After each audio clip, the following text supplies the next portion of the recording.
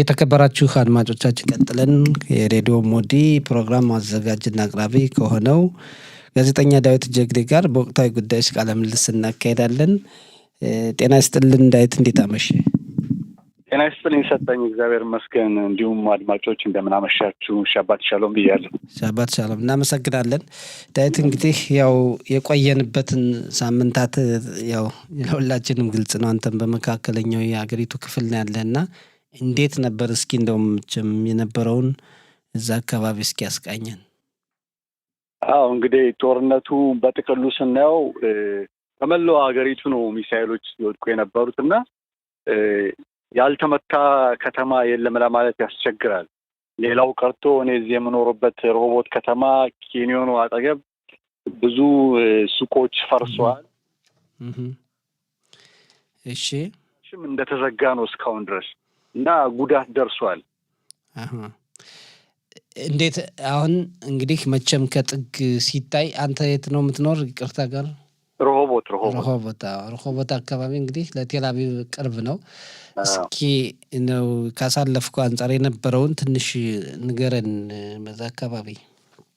አዎ እንግዲህ እዚህ ሮሆቦት አካባቢ ስላለው ከጠየቀኝ ያው ሰሞኑንም ተዘዋውሬ እንዳየሁት አሁን እንደነገርኩ ገበያው ትልቅ ሰፊ የገበያ አዳራሽ ነው። አዲስ ነው። የዛሬ 3 ዓመት 4 ዓመት ተሰራ ነው እና ጣራውም ይሄን ያህል ጠንካራ ጣራ አልነበረም። ደርምሶ ገብቶ ነው ያፈረሰው።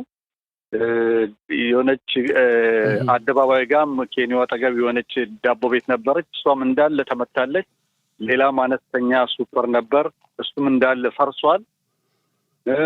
ገበያውም በከፊል ተመቷል። ከዛ በተረፈም ያው ማሆም ቫይትማን ወይም ፋካሊቲውም ላቦራቶሪዎች በጣም ተጎድተዋል። ለማደስም እስከ 2 ቢሊዮን ሼኬል የሚጠይቅ ክስረት ነው የደረሰው እና በጣም አደገኛ ነው የነበረው። እስኪ እንግዲህ ያው ብዙ ጊዜ በጦርነቱ ወቅት በነበርንበት ጊዜ ቦታዎች አይጠቀሱም ነበረ። ያው አሁን እንግዲህ አልፎ አልፎ እየወጡ ነው። በተለይ ደግሞ ጉዳት ከደረሰባቸው ከተሞች መካከል በማዕከላዊ የሀገሪቱ ክፍል የሚገኙት እንደ ራማት ጋን፣ ሪሾን ለጽዮን እና እንዲሁም ወደ ደቡብ ደግሞ ቤርሸባና ሀይፋ አካባቢ ሄደውና እንዲያው ይሄ ነገር አሁን ጦርነት ሲባል ይዞት የሚመጣው አንዱ ችግር እንዲህ አይነት ሰላማዊ ዜጎችን ያለምንም ከጦርነቱ የሌሉበትን መጉዳታቸው ነው። ደግሞ ከዚህ ከፍልስጤማውያን ጋርም የሚደረግ ሆነ ከሌላው ከሊባኖስ ጋር ሌላ ቦታም አሁን ከኢራን ጋር የተደረገው እነሱ ሲተኩሱ ወደ እስራኤል ሲተኩሱ ምንም ነገር የሚለዩት ነገር የለም። እስራኤል ደግሞ ወደ እነሱ ስትተኩስ ለይታ ነው እና አሁን ኢራናውያን የተኮሱት ሚሳኤል ሁሉ ቢወድቅ ኖሮ ምን ያክል ጉዳት እንደሚያደርስ ሁላችንም መገመት እንችላለን። እና እዚህ ላይ እንደው ዓለም አቀፍ አካላት ኢራንን ያላወገዙበት ምክንያት ምንድን ነው? በሰላማዊ ዜጎች ላይ በሰላማዊ መኖሪያ ሰፈሮች ላይ ነው ተኩሱ የነበረ አብዛኛውን። ጥሩ ጥያቄ ነው። እንግዲህ አንድ ጦርነት ሲነሳ ዝም ብሎ በአንድ ቀን የሚነሳ አይደለም። የኢራንና የእስራኤል ጦርነት በብዙ ድርድርና ባለመስማማት ውስጥ የነበረና ምን ያህል ጉዳት ሊያደርስ እንደሚችል ምን ያህል በእስራኤል ሕዝብ ላይም አደጋ ሊደርስ እንደሚችል እንደውም በኢራንም ያ ሁሉ ከበጀት አኳያና ከኢኮኖሚ ውድቀት ሁሉ ታስቦበት ሀሳቤ ውስጥ ገብቶ የተጀመረ ጦርነት ነው እና ምንጊዜም ቢሆን በዚህ ጦርነቱን የጀመረችው አሁን ሰሞኑን ያለቀው ጦርነት ከኢራንና እስራኤል ጋር ጦርነቱን የጀመረችው እስራኤል ናት። ምክንያቱም ብዙ ጊዜ ቆይቷል። የኢራን ኒውክሌር ጣቢያ ለእስራኤልና ለመካከለኛው ምስራቅ ፋርስ ባህረ ሰላጤ ጠንቅ ነው እያሉ የእስራኤሉ ጠቅላይ ሚኒስትር ቢንያሚን ኔታንያሁ ሳይናገሩ ያለፉበት ቀን አልነበረም እና ይሄን ደግሞ አሜሪካን ማግባባትና አሜሪካን ፍቃድ ሰጥታ እስራኤል ጦርነቱ እንድትጀምር ጠቅላይ ሚኒስትር ቢንያሚን ኔታንያሁ ብዙ ጊዜ ያደረጉት ቅስቀሳ ነበር። በቀድሞ የዩናይትድ ስቴትስ ፕሬዚዳንት ጆ ባይደንም ለእሳቸውም ሀሳብ አቅርበው ያው ጆ ባይደን ጦርነት መቀስቀስን አይፈልጉም ነበረ። የፕሬዚዳንቱ አሁን የተመረጡት ዶናልድ ትራምፕ ሲመጡ ግን ለእስራኤሉ ጠቅላይ ሚኒስትር ቢንያሚን ኔታንያሁ ትልቅ ደስታ ነው የፈነጨቀው። ምክንያቱም በጣም ተግባቦት አላቸው። በዛ ላይ ደግሞ ለጦርነቱ ፍቃድ እንደሚሰጧቸው ጠቅላይ ሚኒስትር ቢንያሚን ኔታንያሁ አውቀውት ነበር። በቀጥታ ነው እንግዲህ ጦርነቱ እንዲጀመር አስቀድመው ዶናልድ ትራምፕ ሲናገሩ የነበሩት። ከዛ በፊት ግን ያው ስምምነት ላይ ለመድረስ ከኢራን ጋር ልኡካኖች ተልከዋል፣ ንግግር ተደርጓል። ኢራን አሻፈረኝ ብላ ነው ጦርነት የጀመረው። ዓለም አቀፋዊ የሆነችው አንተ እንደጠየቅከው ለምን ኢራንን ጥፋተኛ አድርጓትም ለምትለው ጥሩ ጥያቄ ነው። ብዙውን ጊዜ ጠንካራ ኃይል ጦርነት ሲጀምር ደካማውን ኃይል ነው ዓለም የሚደግፈው። ኢራን እንደሆነ ቅድም አንተ ከላይ እንደጠቀስከው ወታደራዊ ጣቢያዎችን አይደለም የምትደበድበው፣ ሰላማዊ ሰዎች ላይ ነው ሚሳይሎችን የምታስወነጭፈው። እንደሚታወቀው ወደ 2000 ከሚጠጋ የባሊስቲክ ሚሳይሎቿ በጥቂቱ ወደ 500ውን አስወንጭፋለች ወደ እስራኤል እና ብዙ የወደቀውም በሰላማዊ ሰዎች ላይ፣ ቤቶች ላይ፣ በሰው አካል ላይ ጉዳት ያደረሰ ነው። እንደዛም ሆኖ ግን እስራኤል ያው ጦርነቱን የምታካሄደው በህዝብ ላይ ሳይሆን የወታደራዊ ካምፕና ኒኩሌር ጣቢያ ያለበትን አካባቢ ጀነራሎችን ምናምን ነው የገደለችው። እና ብዙውን ጊዜ አረብ ሀገሮች ከእስራኤል ጋር ጦርነት ሲጀምሩ የእስራኤልን ወታደራዊ ቦታዎችን የመምታት አቅምና ብቃቱ ስለሌላቸው በቀጥታ ወደ ሰላማዊ ህዝብ ላይ ነው ሚሳይሎቻቸው የሚያስወነጭፉት። ስለዚህ ዓለምም የማይደግፋት እስራኤልን ለዛም ነው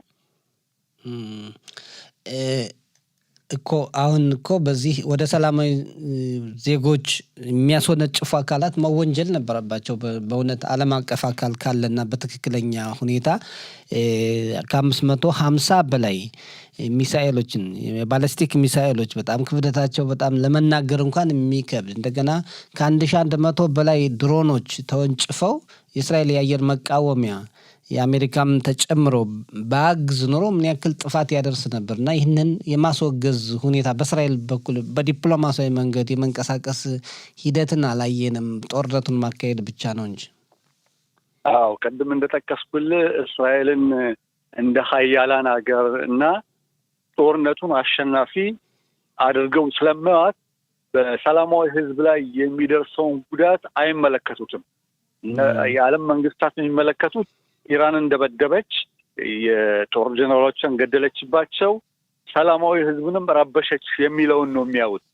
እስራኤል ግዴታ ይህን ሁኔታ ገብታ ማስረዳት ይኖርባታል ለዓለም ህዝብ። በየጊዜው በየጦርነቱ በተነሳ ጊዜ እስራኤል ልኡካኖች እየሄዱ ይህን ነገር ያስረዳሉ። አይዋጥላቸውም። እንደው በትንሹ እንደው ጠንካራ አደጋ የደረሰባት ኢትዮጵያ በኦክቶበር 7 2004 ላይ ያንን እንኳ አይተው ለመቀበልም አልፈቀዱም።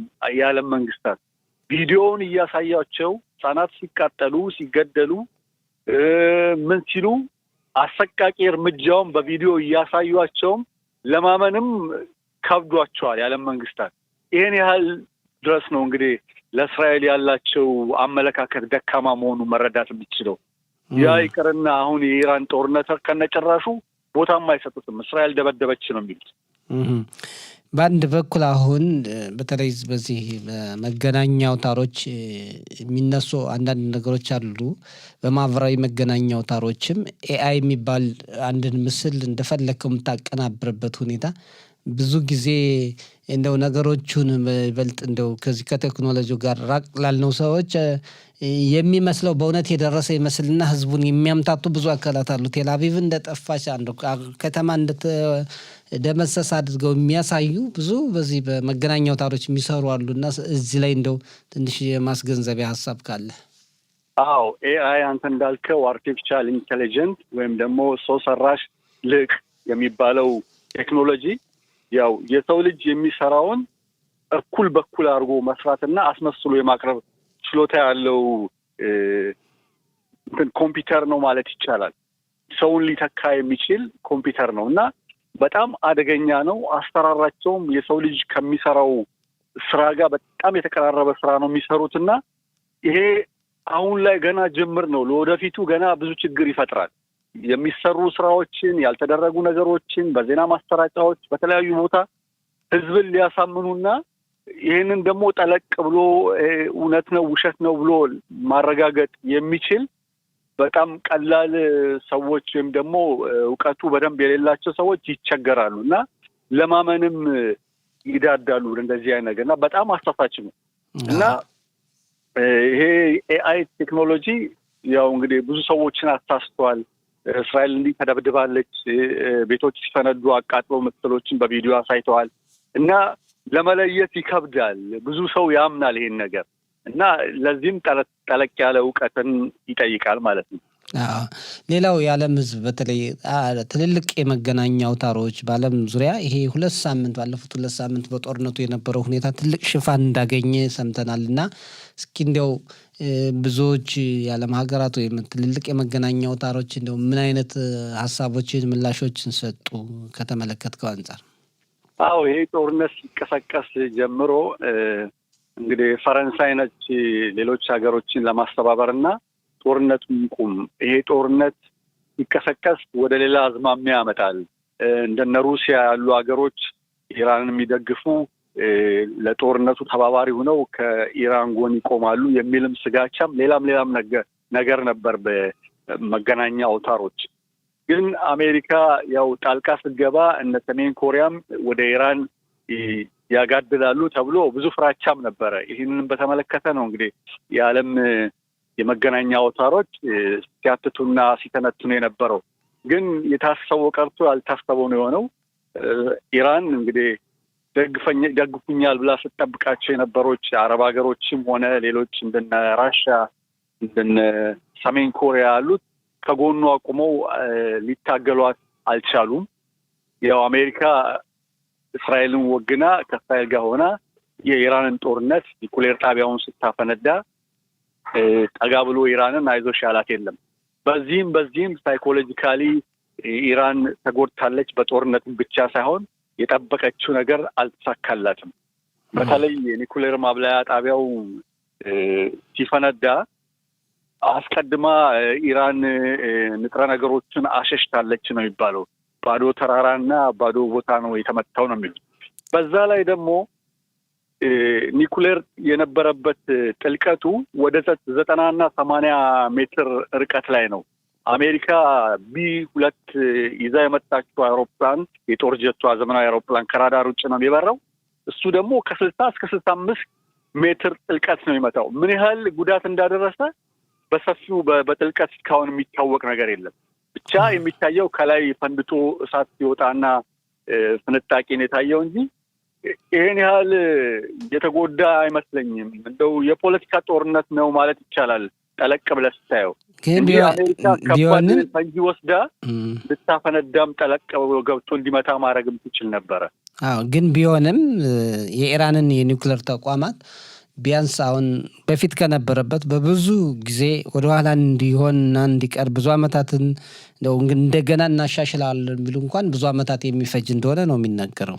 በትክክል አዎ። ኢራንም ብትመቱትም እንደተመታ እኛ እናምናለን፣ ግን እንደገና እናድሰዋለን ያለች። እንግዲህ አንተ እንዳልከው ይህንን ኒኩሌር ጣቢያ ለማደስም ብዙ ጊዜ የሚወስድና የተለያየ ጥልቀት ያላቸው እውቀት ያላቸው ሳይንቲስቶች መጥተው እንደገና እንደ አዲስ መገንባት ይጀምራሉ። ኢራን ግን ይህን ነገር የምትተው አይደለችም። ለወደፊቱም ትገነባለች፣ ያለውንም እያደሰች ትሰራለች። የዛሬ 10 ዓመት እና 15 ዓመትም አዲስ ታሪክ ሊፈጠር ይችላል። ጦርነቱ አሁን በዚህ ሁኔታ አበቃ እንጂ እና በጣም ከባድ ነው። በጣም ከባድ ነው፣ ቀላል አይደለም። የአሜሪካን ያው ከእስራኤል ጎን ቆማ ብዙ ነገር ያደረገችውን አስተዋጽኦ አይተዋል። አሁን እንግዲህ በእስራኤል ትልቁ ነገር አሁን የሚጠበቀው የፈረሱ ተቋማት፣ የፈረሱ ቤቶች፣ ህንፃዎችን መልሶ የመገንባት ሁኔታ ሊኖሩ ይችላል። እንደገና ደግሞ የተፈናቀሉ እስከ 15,000 የሚደርሱ ዜጎች እንዳሉ ይነገራል እና ይህ እንዲያው በአጭር ጊዜ ይሆናል ወይስ ብዙ? እንግዲህ በእስራኤል ቢሮክራሲው ብዙ ነው ይባላል እና እርግጥ የመንግስት ባለስልጣናት የከተማ አስተዳደሮች እንገነባለን ብለው ቃል የገቡበትን ሁኔታ ተመልክተናል፣ ሰምተናል። ግን እንደው በቶሎ ይሆናል ብለህ ታስባለህ? ጥሩ ጥያቄ ነው ሰጠኝ። እውነትን ነው። ብዙ ቤቶች ፈርሰዋል። ብዙ ሰዎች ከንብረታቸው ተፈናቅለዋል። ወጪ አለ። ይህ ሁሉ ወጪ ለመሸፈን እንግዲህ ከፍተኛ በጀት የሚጠይቅ ነው፣ ራሱን የቻለ በጀት። ይህን ደግሞ በጀት ለማውጣት ለዚህ በጀት ክፍያ የሚከፍለው ሰራተኛው ህብረተሰብ ነው። ከሰራተኛው ህብረተሰብ ደሞዝ ይቆረጣል፣ የተለያዩ ቀረጦች ይጣሉበታል። ከዛ ተሰብስቦ ከዛም በተረፈ ከመንግስት ባጀት ላይም ተጨምሮ እንዲሰራ እንዲታደስ ይደረጋል እንጂ ቀደም ብሎ የተዘጋጀ በጀት ለዚህ የለም። የአደጋ ጊዜ ግን አለ። አሁን ማለት ያ እንግዲህ እስኪሰበሰብ ድረስ ህጉ እስኪወጣ ድረስ ለአደጋ ጊዜ የሚሆነውን በጀት አውጥቶ ምናልባት የማዋል ሁኔታ ሊኖር ይችላል። እንግዲህ ጊዜያዊ በጀት ነው፣ ዘለቄታዊ በጀት የለም። ጊዜያዊ በጀት አደጋው በደረሰ ጊዜ መጠለያ ቦታ እንዲሰጣቸው እስኪቋቋሙ ድረስ 1 ወር 2 ወር ድረስ ወይ ሆቴል ማሳረፍ፣ ቤት የመከራየት ወይም ደግሞ የገንዘብ ሽፋን የመስጠቱ ይሆናል እንጂ ቤታቸውን አሳድሶ እንደነበረው ለመመለስ የወደመውን ንብረታቸው ለማሟላት ጊዜ ይወስዳል። ገንዘብም አቅምም ይጠይቃል። እንግዲህ እስኪ ሁሉ ይሳካል ብለን ተስፋ እናደርጋለን። ያው ያለንበት ቀላል ጊዜ አይደለም። አሁን ደግሞ ሰላሙን ያምጣልና በቀጣይ እንደ ወደ መጨረሻው እየተቃረብን ነው። የዚህ የጋዛ ሰርጥ ጦርነትስ አሁን ማብቂያ ይኖረዋል ወይ? አሁን ትልቁ ጥያቄ ሆኗል። በጋዛ ሰርጥ ያለው ጦርነት በምን ሁኔታ ያልቃል የሚለው ነው። የጋዛ ሰርጥ ጦርነት ሲጀመርም ረዥም ጊዜ እንደሚወስድ አንዳንድ የፖለቲካ ተንታኞች ተናግረዋል። እውነትም ነው። ምክንያቱም እስራኤል ጋዛን ሄዳ ጋዛ ሰርጥን ስትደበድብ ዋነኛ ዓላማ ቀንደኛ ሊቀመንበር ሲንዋርን ማጥፋት፣ የሐማስ ድርጅትን ማፍረስና ማንኮታኮስ ነበረ። በዚህም የተሳካ ውጤት አግኝታለች። ቀጣዩ ደግሞ አሁን ምንድነው ሌላ ርዝራዦች አዲስ የሚፈሉ የሐማስ ወይም የሌላ ድርጅት የሚመጡት እነሱን እያሳደደች በየቤታቸው ማጥፋትና ትራምፕ የአሜሪካው ፕሬዚዳንት ትራምፕ እንደተናገሩት ከሆነ 1 ሚሊዮን ተኩል የሚሆኑ ፍልስጤማውያኖች ከጋዛ ሰርጥ ወጥተው ወደ ሌሎች አረብ ሀገራት እንዲሄዱ መሆን አለበት። ጋዛ ሰርጥ ሌላ መልክ ሊኖራት ይገባል የሚል አመለካከት አላቸው። ይህንን ደግሞ የእስራኤሉ ጠቅላይ ሚኒስትር ቢንያሚን ኔታንያሁ በጥብቅ ሁኔታ ነው ያሰመሩበት። ይህንን ነው የሚጠበቀው። አሁንም ትራምፕ ምን አይነት እርምጃ እንደሚወስዱ እንደተናገሩት ከሆነ አይታወቅም እና የእስራኤል በጋዛ ሰርጥ ውስጥ የምታደርገው ጦርነት እንዲሁ በቀላሉ የሚፈታ አይደለም። የተጠለፉ ዜጎች 50 የሚሆኑም ጉዳይ ገና ልባት አላገኘም። ምናልባት እንግዲህ በጦር ዘመቻ ሊመለሱ ይችላሉ። አሁን አንዳንድ አስከሬናቸው የተመለሱ አሉ። ምናልባት የቀሪዎች በህይወትም ያሉ የሌሉም በዛ መልኩም ያልቅ ከሆነ በዘመቻ ምናልባት ጦርነቱ አንዱ ምዕራፍ ተቋጭ ማለት ነው። ካልሆነ ግን አሁንም እንቀጥላለን ማለት ነው። እንደ መንግስት ሁኔታም እነዚህ የተቀመጡ ግቦች እስካልተሳኩ ድረስ ጦርነቱ አይቆምም የሚል ነው እና እናየዋለን። ዳዊት እንደው መጨረሻ ለህብረተሰቡ የምትመኘው መልካም ነገር ካለ? አዎ እንግዲህ ጦርነት ለማንም አይበጅም። ይኸው ከኢራንና እስራኤል ጋር ያየነው ጦርነት ነው። ሰላማዊ ህዝብ ነው የሚያልቀው። የዓለም መንግስታት ትንሽ ጊዜ ወስደው ወይም ደግሞ አስበው ወደ ሰላሙ የሚደራደሩበትን መንገድ ቢፈልጉ ጥሩ ነው እንጂ ሌላ አማራጭ አይሆንም። ጦርነት ለማንም አይበጅም። በዚህ የጦርነት ሰለባ ደግሞ ሰላማዊ ህዝብ፣ ህጻናት፣ አዛውንቶች፣ ደካሞች እንዲሁ ያለ አግባብ ነው የሚሞቱት። መንግስታት ይሄ ጠፍቷቸው አይደለም እና አሜሪካ ይሄ ጠፍቷቸው አይደለም። ምናልባት ከበስተጀርባው እነሱ የያዙት አጀንዳ ሊኖር ይችላል እንጂ ጦርነት ለማንሳት ምን ያህል ጉዳት እንደሚያደርስ እና ምን ያህል ጥፋት እንደሚያደርስ ጠፍቷቸው አይደለም እና መቋጨት ያስፈልጋል ማለት ነው። ሌላ ምንም ማለት አይቻልም። እሱን ነው ሁላችንም የምንመኝ። በጣም እናመሰግናለን። መልካም ምሽት ዳዊት። አመሰግናለሁ ሰጠኝ። እንዲሁም አድማጮች መልካም ሰንበት ለሁላችንም። ጤና ይስጥልኝ። ቻው። የተከበራችሁ አድማጮቻችን የምሽቱ ፕሮግራማችን እዚህ ላይ ተጠናቀቀ። ስላዳመጣችሁን ከኛ ጋር አብራችሁ ስለቆያችሁ እናመሰግናለን። እንዲሁም ለቴክኒክ ባለሙያችን ሻይኮ ጋር እናመሰግናለን። ነገ ጠዋት 6 ሰዓት እንዲሁም 1 ሰዓት ምሽትም 7 ሰዓት እንጠብቃችኋለን። በያላችሁበት መልካም ሌሊት እንመኛለን። መልካም ሰንበት እንዲሆን ምኞታችን ነው። በደህና ደሩ። ሰላም። ሻባት ሻሎም።